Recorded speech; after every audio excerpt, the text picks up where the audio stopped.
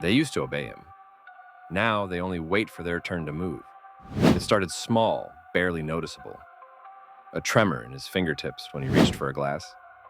A twitch in his knuckles as he tried to tie his shoes. He laughed it off at first. Too much coffee, too little sleep.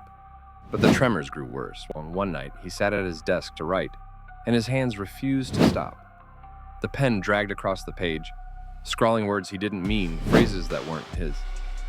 He stared at the handwriting, sharp, elegant, not his own. Every page filled with names he'd never heard, dates that hadn't happened yet, and places he'd never been. He tore the papers to shreds, threw them away. But the next morning, they were back on the desk, neatly stacked, rewritten.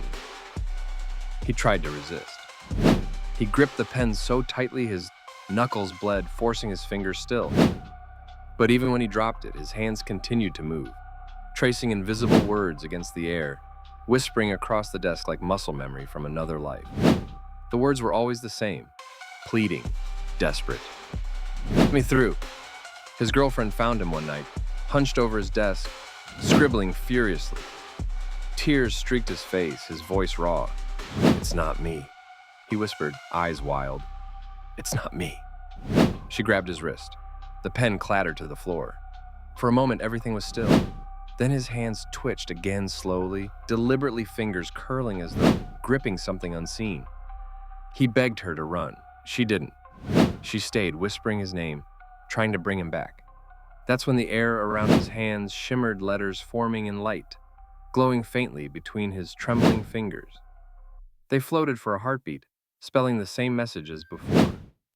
"Let me through." Then his fingers turned toward her throat. The only thing harder than losing control is realizing something else was always holding it.